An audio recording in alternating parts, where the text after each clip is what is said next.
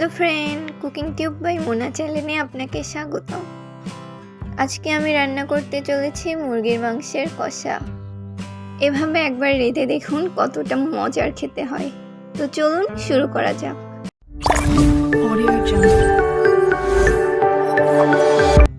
তো এর জন্য প্রথমে আমি চুলোয় একটি কড়াই বসে দিয়েছি। কড়াইটি গরম হয়ে এসেছে, তাই এখন দিয়ে দেব তেল।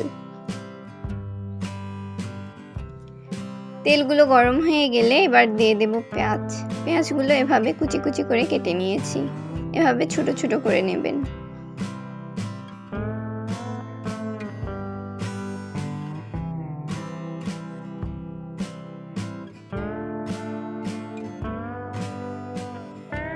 এবার পেঁয়াজগুলো এভাবে নাড়াচাড়া করে ভেজে নেব।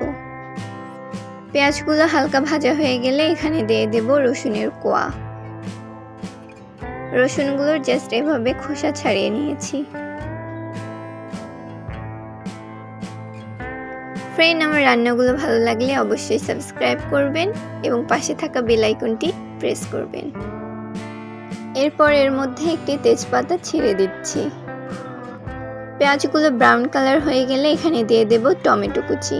টমেটোগুলো ঠিক এভাবে ছোট ছোট করে কেটে নিয়েছি।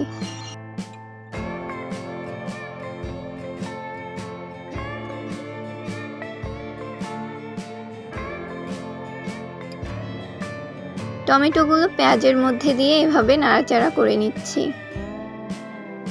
সবগুলো উপকরণ সুন্দরভাবে ভেজে নিয়ে এর মধ্যে দিয়ে দেব একটু পানি। পানি দিয়ে আবারও সবগুলোই নাড়াচাড়া করে নেব। এরপর একটি পাত্রে সামান্য পরিমাণে পানি নিয়ে এর মধ্যে জিরা গুঁড়া দিয়ে দেব। এখানে আমি 2 চামচ জিরা, 1 চামচ গরম মশলা পানিতে ভালোভাবে মিশিয়ে নিচ্ছি। এবার জিরা ও গরম মশলার পানিটা এখানে দিয়ে দেব। জিরাগুলো দেওয়ার পর আবারও সুন্দরভাবে নাড়ব। এবার আমি এখানে দিয়ে দেব লবণ, দেব মরিচের গুঁড়া। এবার সবগুলো উপকরণ সুন্দরভাবে কষে নেব। যখন সবগুলো মশলা সুন্দরভাবে কষে নেওয়া হবে তখন দিয়ে দেব এখানে মুরগির মাংস। এখানে আমি হাফ কেজি মুরগির মাংস নিয়েছি, এভাবে ছোট ছোট করে টুকরো করে নিয়ে।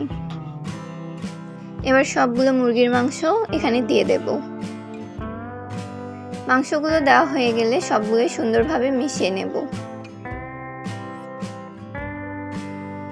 মাংসগুলো সবগুলোই সুন্দরভাবে নাড়িয়ে চাড়িয়ে দিতে হবে যাতে সবগুলো মশলা মাংসের সাথে মিশে যায়। এই যে ফ্রেন্ড, এভাবে মাংসগুলোকে কষে নেব।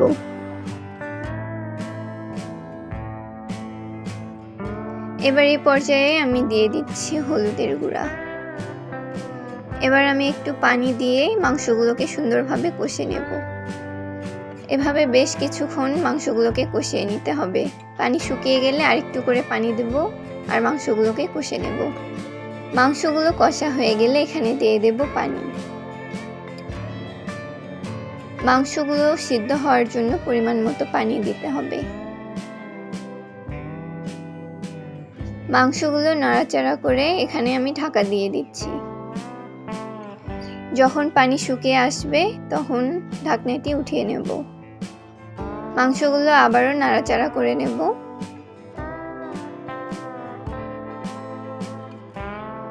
মাংসের পানিগুলো যখন শুকিয়ে আসবে তখন এগুলো নেড়ে চেড়ে চুলা থেকে নামিয়ে নেব। এই যে ফ্রেন্ড, তৈরি হয়ে গেল আমাদের মুরগির মাংসের কষা। মাংসটি দেখতে যেমন লোভনীয় হয়েছে, খেতেও তেমন টেস্টি। তো অবশ্যই ট্রাই করে দেখবেন।